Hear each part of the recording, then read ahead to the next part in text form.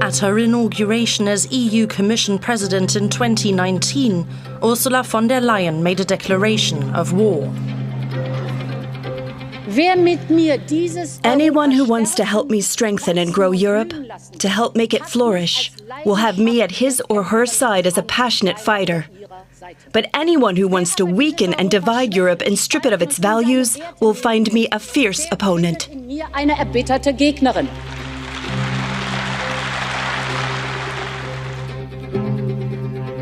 In 2022, Italy, the third strongest economy in the EU, elected its first female prime minister, Giorgia Méloni, leader of the right-wing nationalist party Fratelli d'Italia. In her campaign speeches, she had made it clear who should call the shots in Europe. The capital of Italy is Rome, and Rome should be the capital of the European Union. I would like to bring this demand to the European Parliament. A meeting between von der Leyen and Méloni in July of 2023. Is this how two opponents greet each other? Again and again the two appear together, acting like allies. Has Méloni moved to the centre or von der Leyen to the right? Supposedly these two women represent two opposing political visions about Europe's future. A stronger, more centralised EU, or a decentralised union featuring more powerful nation-states. About 350 million Europeans will elect their representatives to the EU Parliament from June 6th to the 9th. Polls predict that right-wing parties will gain ground, which could significantly change the course of the EU. How much compromise can Europe tolerate? Where is the political red line?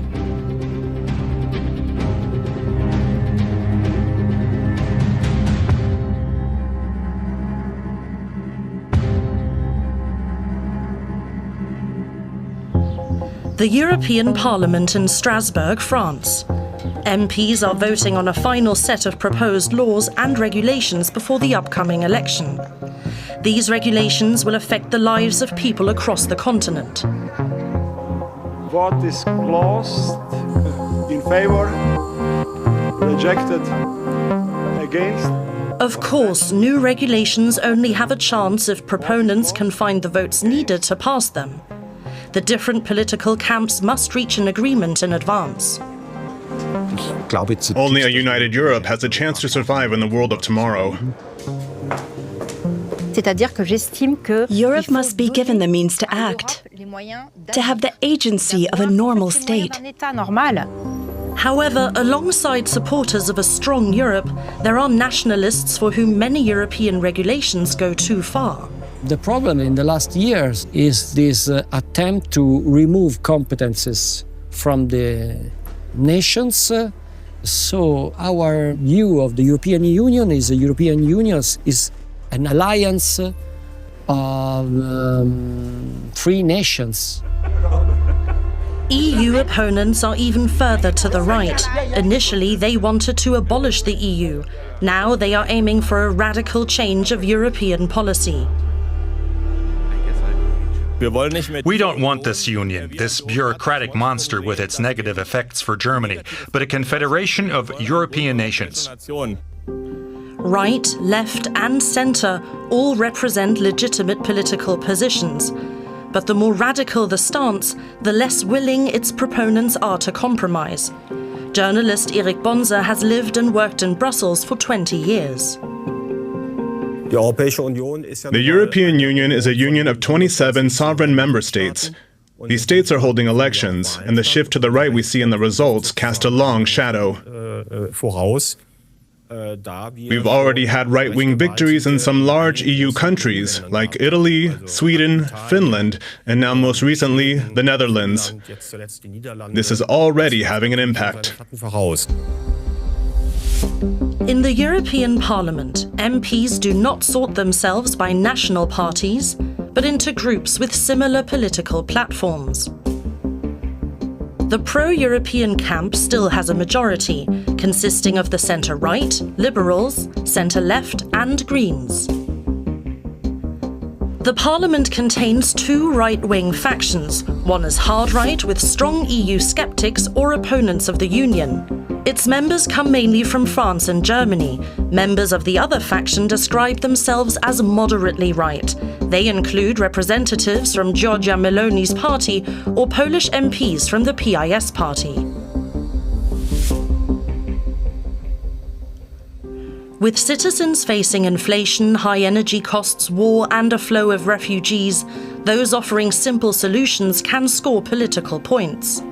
All the polls say that there will be a shift to the right. This means that nationalists, right-wing populists, and some post-fascists will make gains, and the pro-European camp could become weaker. Right-wing MEPs blame economic problems on EU policy and want to strengthen national interests.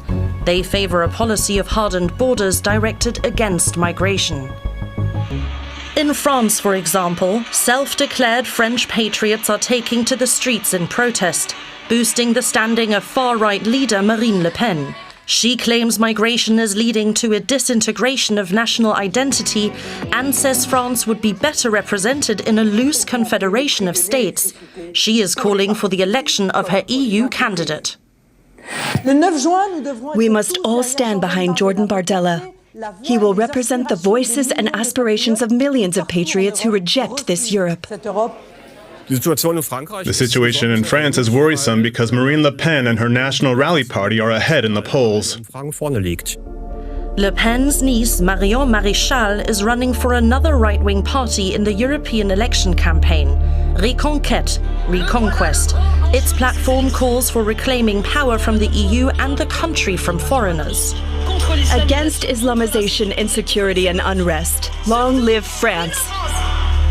These days, campaigns play out on social media. Maximilian Krah, lead EU candidate for the AfD, a party being monitored by the German Domestic Intelligence Service, is very active online. Krah was too radical even for French and Italian hardliners who voted to kick the AfD out of the right-wing ID parliamentary group. The AfD is not against Europe. It is against the EU, with its bureaucracy putting the country into debt and leading us into war. Krah keeps his videos short and simple. He avoids complexity and targets his viewers' emotions. Without context, his messages cannot be verified and initially appear plausible. In Germany and France, right-wing parties have high poll ratings, but are not yet in government. Not so in Italy. The right-wing Prime Minister is very aware of her public image. I am described as a danger to democracy, to Italian, European, and international stability. Giorgia Meloni has been head of government since October 2022. Her party lays out a new nationalism, billed as traditional Christian conservative and critical of Islam. For her, national interest trumps that of the European community. In her election campaign speeches, she made it clear that Italy would set the tone and not allow the EU to dictate anything. The capital of Italy is Rome, and Rome should be the capital of the European Union. I would like to bring this demand to the European Parliament. To understand why the European election campaign is all about climate policy, migration, and the future of the EU, you have to look back. When Ursula von der Leyen took office in 2019, before the pandemic, the war in Ukraine, and the economic crisis, she addressed the issues of the day. Dear members of Parliament, in July, immediately after my appointment, I placed climate protection at the heart of my political program. It was the people of Europe who called on us to take decisive action against climate change. It was Europeans who raised their voices on the streets and at the ballot box. It is for them that we are here today, and it is for them that we are presenting such an ambitious Green Deal for Europe.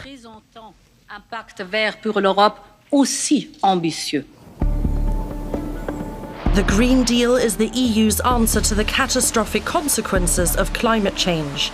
It stipulates an end to Europe's greenhouse gas emissions. The EU wants to funnel €1 trillion into sustainable power generation, effective building insulation, and new mobility concepts for the transformation of industry and society. The Green Deal sets out the guidelines which Parliament and Member States are to implement. MPs in the European Parliament have been working since 2019 to implement von der Leyen's climate programme. One of them is French MEP Laluc, a social democrat. The financial expert is looking for a fair way to finance the climate agenda. We need money to drive ecological and social change. It requires astronomical amounts of public investment to prevent people from becoming unemployed and to enable industrial transformation. In short, we need public money. Laluc's idea for how to finance the Green Deal is to tax the rich. She wants to introduce a European tax on wealth. Taxation is about social justice. Basically, the very rich today are taxed much less than the middle class and the poorest, which we think is completely unjust. They avoid paying taxes even though they have the means to pay them 100, 200, or 300 times over. She says there was at first a basic consensus across the political camps on the priority of the climate programme, but that consensus is now falling apart. Today, there is an increase in the number of climate skeptics in Europe. I am really worried about that. EU critics and right-wing populists such as Marion Maréchal from France criticise the European climate programme and reject any regulation. Maximilian Krah even doubts there is an urgent need for a climate programme at all.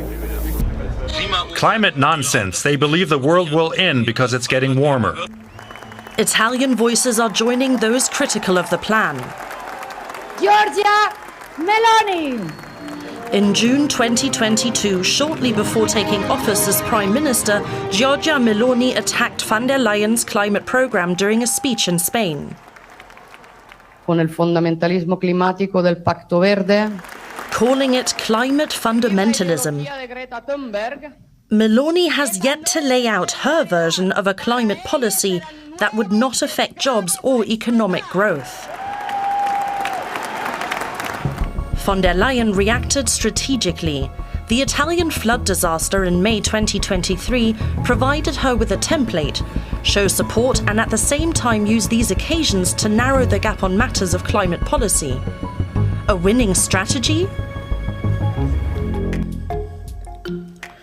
In the European Parliament, Italian MPs are trying to put the brakes on climate policies that don't suit Giorgia Méloni.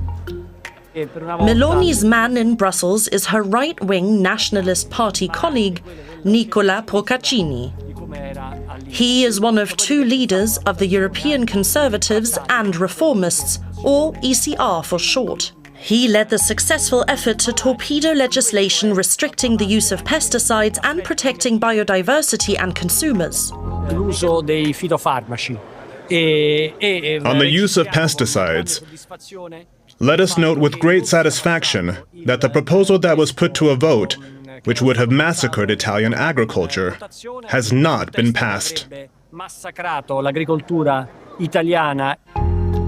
The EU wants to halve the use of chemical pesticides by 2030, but Italian MEPs and other right-wing and conservative parties reject passing binding regulations.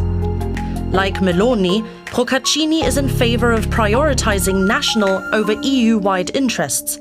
Critics fear that other member states taking up the Italian approach would lead to a growing gap of interests, leading to conflicts that cannot be resolved.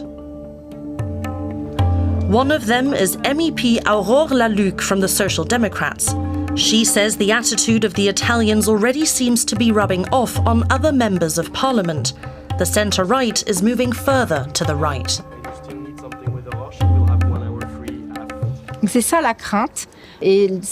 That is the fear, and we are already feeling it. Because we have seen that a far-right government in Italy has already changed the positions of the European right.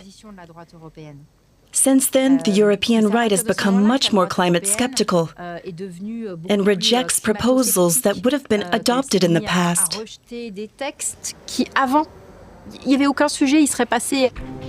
Her accusations are aimed at the centre-right, that is the Conservatives, and with that, at perhaps the most powerful MEP, the head of the largest parliamentary group, Manfred Weber. In Europe, he is the party and parliamentary group leader of the European People's Party, the EPP. In Germany, he is the deputy party leader of the Christian Social Union, the CSU.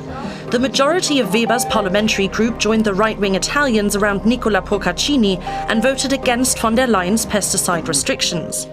Is Weber's group reaching out to the right and extreme right? Weber says the EPP has drawn up clear guidelines. What is not acceptable is that those who bear responsibility here in the European Parliament reject the project as such, reject the European idea of a democratic Europe working together. That is the red line. That is the firewall we need. For the EPP, there are three central criteria. First, everyone we work with must accept today's Europe in its structures and want to help shape it. The second is, anyone who wants to be a partner for us today must work with Ukraine, must support Israel, must ensure that we support those who stand up for our values. And the third principle, we must defend the rule of law. That means supporting independent media and an independent judiciary. I rule out cooperation from my party with the AfD, with Kaczynski, with the PIS in Poland, or with Le Pen in France, because these people cross those red lines. It's a clear rejection of the extreme right's opposition to Europe.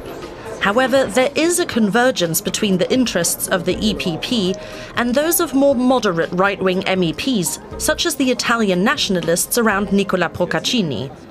Both have downplayed the importance of climate issues in their election campaigns.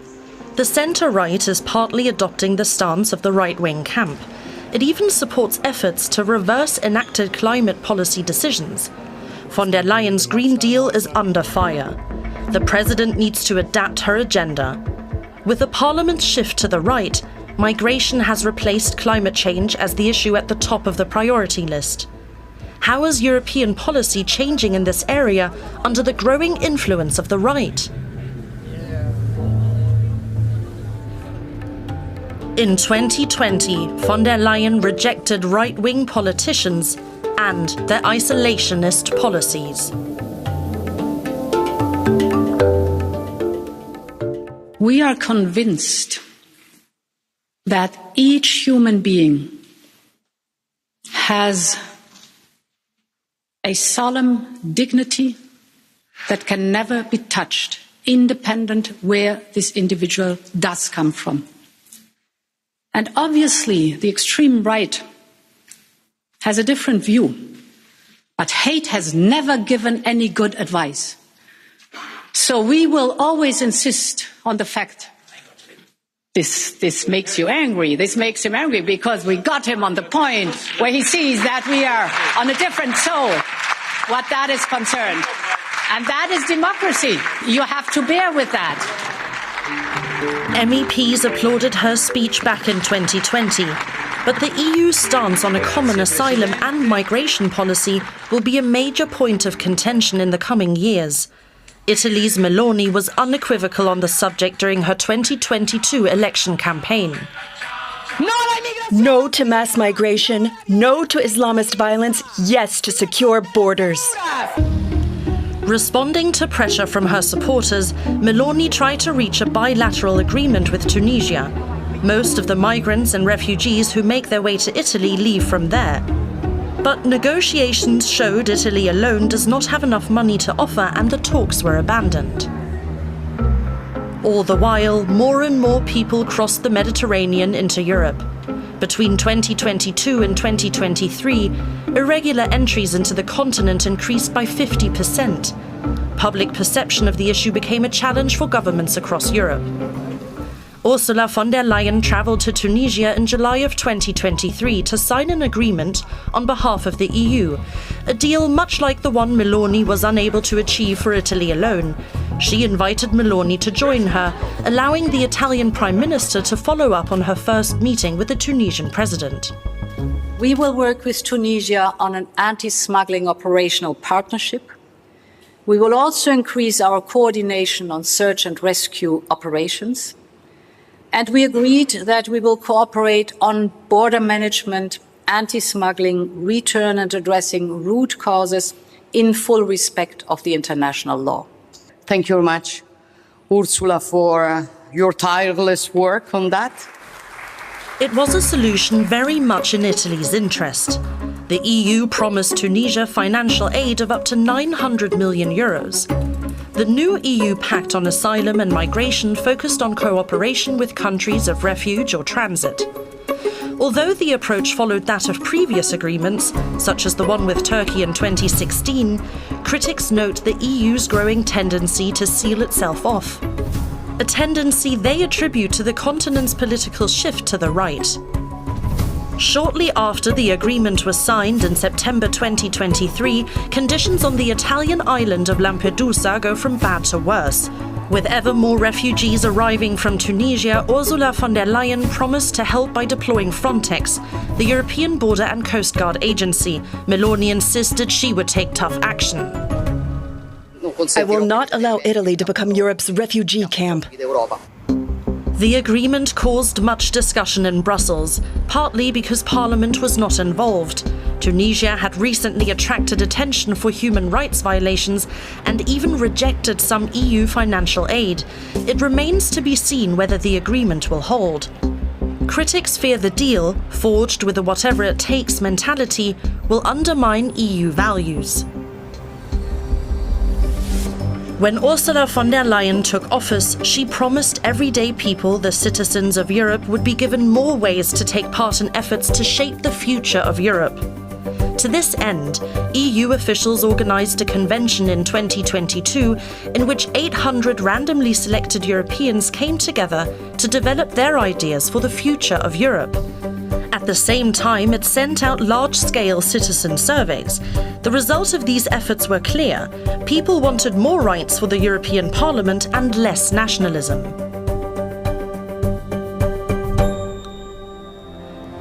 In September of 2023, in her last State of the Union speech before the election, von der Leyen took stock and outlined the path forward that European voters had called for. Vive l'Europe! Long live Europe! Lang lebe Europa! As with any election, it will be the time for people to reflect on the state of our union and the work done by those that represent them. But it will also be a time to decide on what kind of future and what kind of Europe they want. Von der Leyen, a member of the conservative CDU, is comparatively progressive in her policies and supports developing the EU further. And I will always support this House and all of those who want to reform the European Union to make it work better for citizens. And yes, that means including through a European Convention and treaty change if and where it is needed. Von der Leyen supports reforming the EU, which would require treaty changes. Since its beginning, the European idea has been based on a comprehensive set of treaties. Every step towards greater cooperation has been based on new treaty regulations that define exactly who has what power. Treaty amendments are massive interventions in a complex set of rules and require the consent of member states and their heads of government. An EU summit of government leaders is held in Brussels at least 4 times a year. The EU currently has 27 member states. As stipulated in the treaty agreements, that means 27 heads of government have a say in key European issues, such as finance, foreign policy and security. Because decisions must be unanimous, agreements usually take a long time to reach. I'm not a big fan of these late-night meetings, but sometimes they're necessary. Because we know we can't leave here tonight without a result. Because then Europe would be at loggerheads and would have nothing to show for its efforts. One person responsible for many a long night is Viktor Orban, the right-wing conservative Prime Minister of Hungary. In December 2023, he used his veto to stop EU aid for Ukraine. Critics see this blockade as an attempt to exert pressure on the European Union.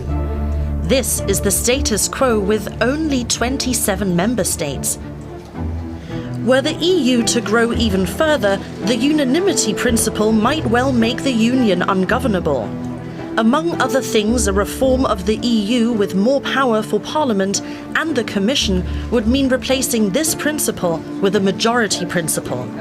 The nationalists among the heads of government, such as Orban for Hungary or Méloni for Italy, oppose this change.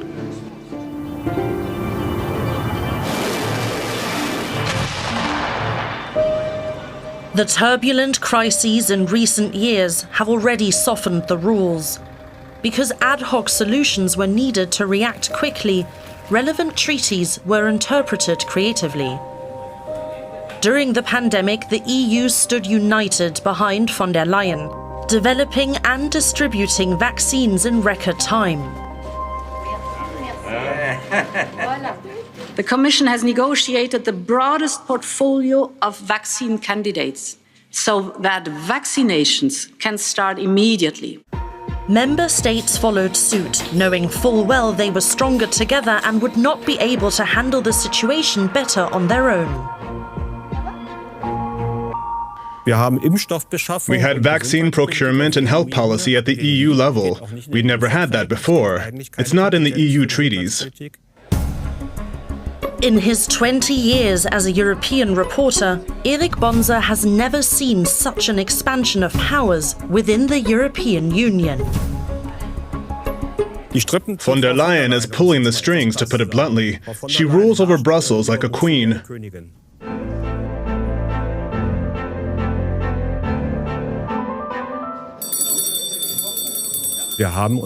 Under von der Leyen, we've gotten a bigger Europe. We have something like a double budget. In addition to the regular EU budget, we have the budget of the COVID Recovery Fund. It means more power for the EU Commission, which controls disbursements. And then there's defense, armaments, and so on. With the start of war in Ukraine, von der Leyen found herself at the center of foreign and defense policy for Europe, which is also not part of her authority under EU treaties. Until recently, the EU Commission was primarily an administrative body, responsible for regulatory issues relating to the internal market and the budget. Power politics was seen as a purely national matter, reserved for the governments in the capitals. But von der Leyen is now standing alongside major players against Russia, giving Europe greater visibility on the world stage. We have systematically worked on putting together a large sanctions package. And by we, I mean the European Commission, along with the US, the UK, and Canada. For the nationalists among member states, this goes too far. They fear a strong EU leadership means a loss of power for member states. They do not want any EU treaty reform that would give the Union even more power. Nicola Procaccini, Giorgia Meloni's man in Brussels, gave an important press conference the day before the European Parliament voted on whether to tackle changes to the EU treaties.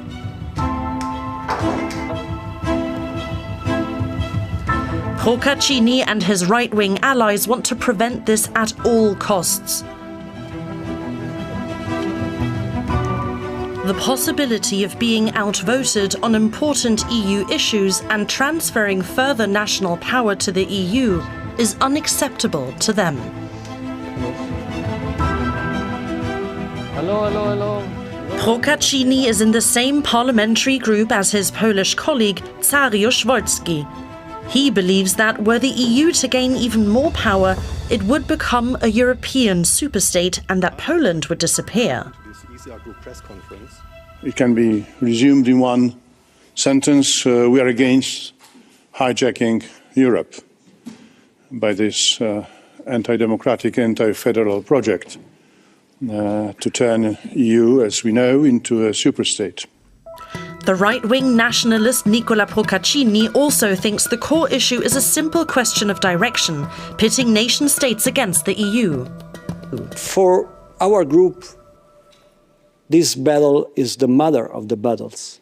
This is something that we will face now in the next European elections and forever.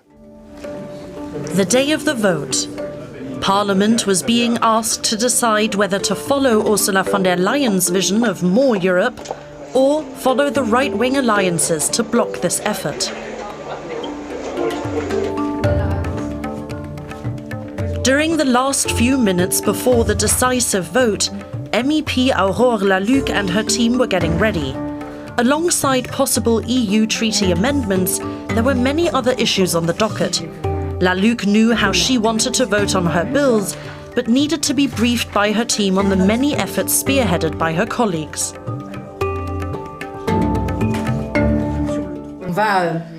We will work together because I have been following economic issues, such as taxation. So I'll say to my political group, here is what I advise you to vote for on economic and fiscal issues, and vice versa. But the big question of the day was whether to allow the EU treaties to be changed, thereby opening the door to more centralized European power. Laluc's answer was clear: yes to new treaties and a more powerful EU. In my opinion, the construction of Europe must always move forward. We must never give up on it. All 705 MEPs in the House headed to the same destination, the plenary chamber.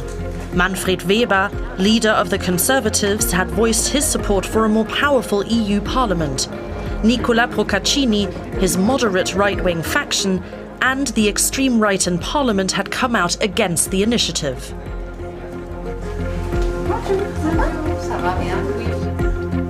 Okay, guys, follow me. I follow you.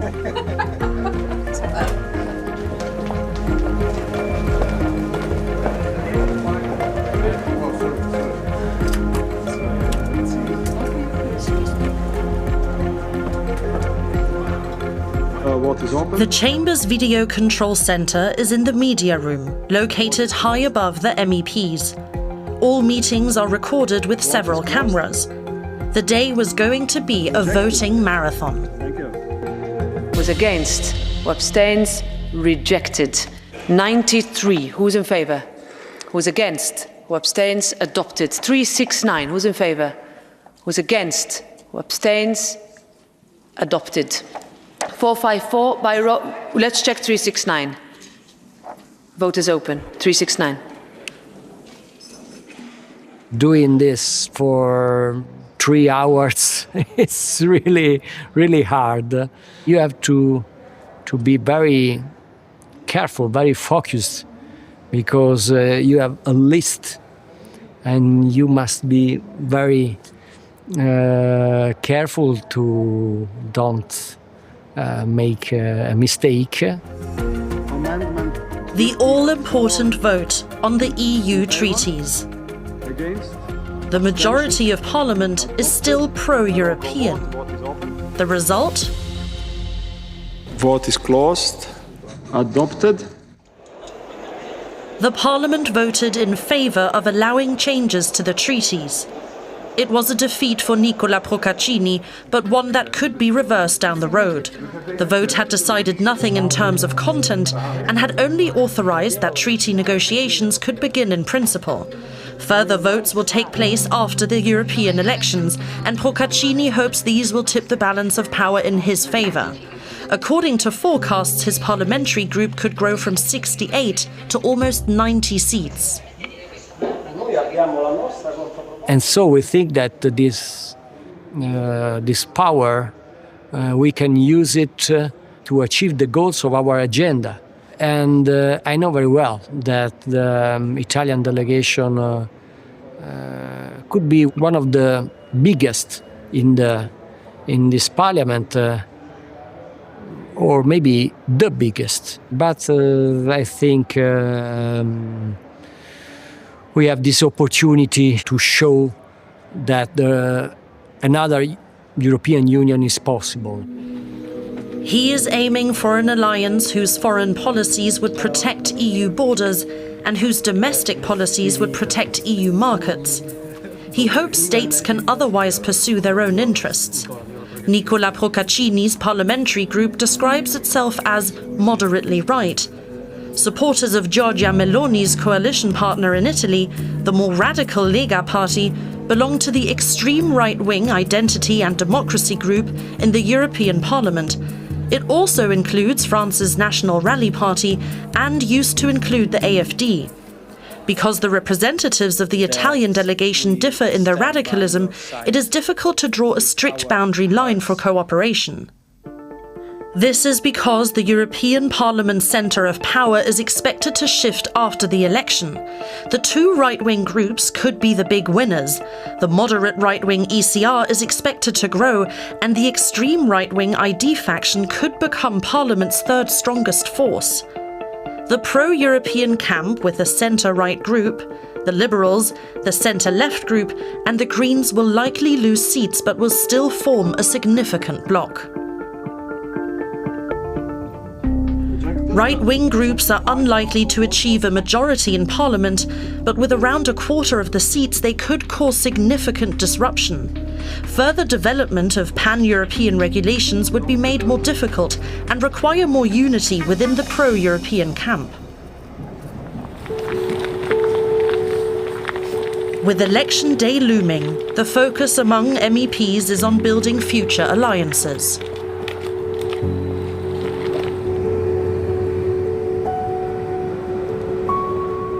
These days, Manfred Weber starts work at dawn. Things are getting serious. Millions are being asked, what will your future, the EU's future, look like? The main concern, just how many right-wing extremists, those I fight against, who reject Europe and the concept of cooperation, are there? Weber is a veteran. He has been an MEP for 20 years. For a decade, he's led the largest political group, the Conservative EPP. Ahead of the election, MEPs from his and other parliamentary groups queued up outside his door to coordinate their policy positions with his. People want to know, where do I stand? Where are we going? That's where you have a responsibility.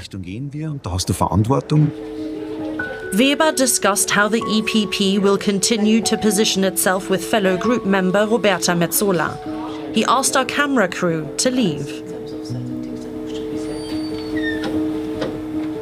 Weber and his parliamentary group's opposition to von der Leyen's course on climate policy has led many in Brussels to wonder what cooperation will look like after the election.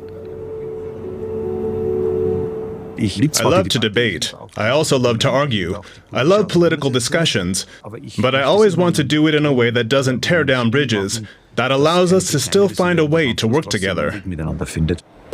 According to European correspondent Erik Bonser, Weber is seeking a compromise with von der Leyen, but there is a history behind the complicated relationship between these two political power players. It is certainly a game with assigned roles. Weber is smart enough not to make a complete mess of things with von der Leyen. It is well known that there's no love lost between the two of them. Weber has long wanted to become Commission President. For a long time, he did not accept being passed over for the job, that von der Leyen received the post. He rightly points out that she never stood for election. She didn't take part in the 2019 European elections. In 2019, Manfred Weber ran for the post of President of the Commission. This was his promotional video at the time. His group had received the most votes in the European election. As the lead candidate of the strongest political group, he should have been elected Commission President. But the European heads of government rejected Weber at the last minute and presented their own surprise candidate to the Parliament. It was a scandal. Many MEPs refused to support von der Leyen's candidacy. In 2019, it was relatively close, and von der Leyen was indeed dependent on some dubious votes. However, this was mainly because the German Social Democrats did not vote for her, nor did most of the Greens. There were also some outliers among the Liberals and even among the Christian Democrats. Votes in favor, 383. She was elected by a very narrow margin. The votes of the right-wing conservatives from Hungary and Poland secured victory for von der Leyen. Now in 2024, 5 years later, it's unclear how she will keep a majority. Votes from the right-wing camp could once again play a decisive role. We can see that von der Leyen can get along very well with right-wing politicians. Take Giorgia Meloni. Von der Leyen is very skillful. She simply involves her. She goes to Tunisia with Meloni and says, "This is our deal now." Then Meloni can no longer complain about her. After all, they did it together. And I suspect that she will deal with others in the same way. Although her parliamentary group elected her as its lead candidate, von der Leyen is calling for an economic focus in future climate policy, which party colleagues consider to be too green. French MEP Aurore Laluc takes a pragmatic view of von der Leyen's time in office. She is someone who has faults, like everyone else. But she was a true embodiment of Europe in difficult times. I think of the war in Ukraine, I think of COVID. Apart from that, maybe it would be good to have a debate. A real debate about who should be at the head of the next Commission. And maybe some change would also be good.